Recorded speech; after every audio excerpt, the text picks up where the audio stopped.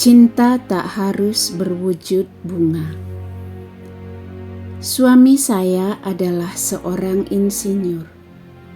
Saya mencintai sifatnya yang alami, dan saya sangat menyukai perasaan hangat yang muncul di hati saya ketika saya bersandar di bahunya yang bidang.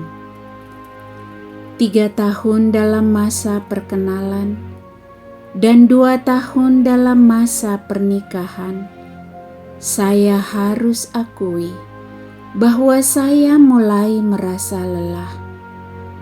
Alasan-alasan saya mencintainya dulu telah berubah menjadi sesuatu yang menjemukan. Saya seorang wanita yang sentimental dan benar-benar sensitif serta berperasaan halus. Saya merindukan saat-saat romantis, seperti seorang anak yang menginginkan permen. Tapi semua itu tidak pernah saya dapatkan. Suami saya jauh berbeda dari yang saya harapkan. Rasa sensitifnya kurang, dan ketidakmampuannya dalam menciptakan suasana yang romantis dalam pernikahan kami telah mementahkan semua harapan saya akan cinta yang ideal. Suatu hari, saya beranikan diri untuk mengatakan keputusan saya kepadanya bahwa saya menginginkan perceraian. "Mengapa?" ia bertanya dengan terkejut. "Saya lelah." "Kamu tidak pernah bisa memberikan cinta yang saya inginkan," jawab saya. Dia terdiam dan termenung sepanjang malam di depan komputernya. Tampak seolah-olah sedang mengerjakan sesuatu, padahal tidak. Kekecewaan saya semakin bertambah. Seorang pria yang bahkan tidak dapat mengekspresikan perasaannya. Apalagi yang bisa saya harapkan darinya? Dan akhirnya dia bertanya, "Apa yang dapat saya lakukan untuk mengubah pikiranmu?" Saya menatap matanya dalam-dalam dan menjawab dengan pelan, "Saya punya pertanyaan. Jika kau dapat menemukan jawabannya di dalam hati saya akan merubah pikiran saya. Seandainya saya menyukai setangkai bunga indah yang ada di tebing gunung, dan kita berdua tahu, jika kamu memanjat gunung itu, kamu akan mati. Apakah kamu akan melakukannya untuk saya?" Dia termenung dan akhirnya berkata, "Saya akan memberikan jawabannya besok."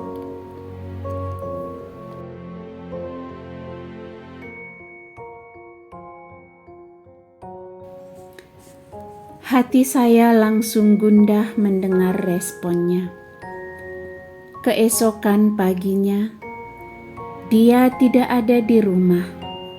Dan saya menemukan selembar kertas dengan tulisan tangannya di bawah sebuah gelas yang berisi susu hangat yang bertuliskan, "Sayang, saya tidak akan mengambil bunga itu untukmu.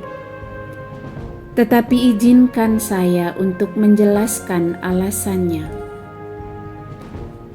Kalimat pertama ini menghancurkan hati saya, tapi saya melanjutkan untuk membacanya. "Kamu bisa mengetik di komputer dan selalu mengacaukan program di PC-nya. dan akhirnya menangis di depan monitor. Saya harus memberikan jari-jari saya supaya bisa membantumu dan memperbaiki programnya. Kamu selalu lupa membawa kunci rumah ketika kamu keluar rumah, dan saya harus memberikan kaki saya supaya bisa mendobrak pintu dan membukakan pintu untukmu ketika pulang. Kamu suka jalan-jalan keluar kota, tetapi selalu nyasar di tempat-tempat baru yang kamu kunjungi. Saya harus menunggu di rumah agar bisa memberikan mata saya untuk mengarahkanmu. Kamu selalu pegal-pegal pada waktu teman baikmu datang setiap bulannya, dan saya harus memberikan tangan saya untuk memijat kakimu yang pegal. Kamu senang diam di rumah, dan saya selalu khawatir kamu akan menjadi aneh dan harus membelikan sesuatu yang dapat menghiburmu di rumah, atau meminjamkan lidahku untuk menceritakan hal-hal lucu yang aku alami. Kamu selalu menatap komputermu, membaca buku, dan itu tidak baik untuk kesehatan matamu. Saya harus menjaga mata saya agar ketika kita tua nanti, saya masih dapat menolong mengguntingkan kukumu dan mencabuti ubanmu. Tanganku akan memegang tanganmu, membimbingmu menelusuri pantai, menikmati matahari pagi dan pasir yang indah, menceritakan warna-warna bunga yang bersinar dan indah seperti cantiknya wajahmu. Tetapi sayangku, saya tidak dapat mengambil bunga itu untuk mati, karena saya tidak sanggup melihat air matamu mengalir menangisi kematianku.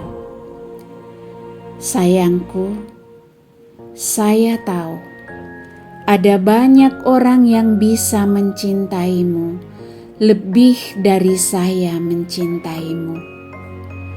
Untuk itu sayang, jika semua yang telah diberikan tanganku, kakiku, mataku tidak cukup bagimu, aku tidak bisa menahan dirimu mencari tangan, kaki, dan mata yang lain yang dapat membahagiakanmu. Air mata saya jatuh ke atas tulisannya dan membuat tintanya menjadi kabur. Tetapi saya tetap berusaha untuk membacanya. Dan sekarang, sayangku, kamu telah selesai membaca jawaban saya.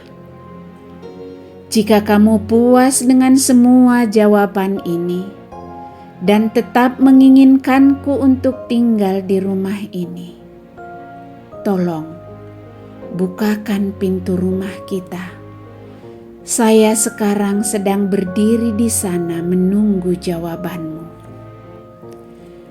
Jika kamu tidak puas, sayangku, biarkan aku masuk untuk membereskan barang-barangku, dan aku tidak akan mempersulit hidupmu. Percayalah, bahagiaku bila kau bahagia.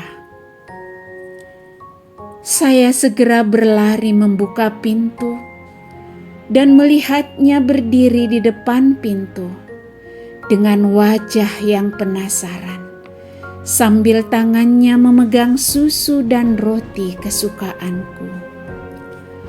Oh, Kini saya tahu, tidak ada orang yang pernah mencintai saya lebih dari Dia mencintaiku.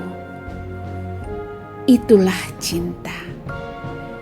Di saat kita merasa cinta itu telah berangsur-angsur hilang dari hati kita, karena kita merasa tidak dapat memberikan cinta dalam wujud yang kita inginkan, maka cinta itu sesungguhnya telah hadir dalam wujud lain yang tidak pernah kita bayangkan sebelumnya. Seringkali yang kita butuhkan adalah memahami wujud cinta dari pasangan kita dan bukan mengharapkan wujud tertentu. Karena cinta tidak selalu harus berwujud bunga.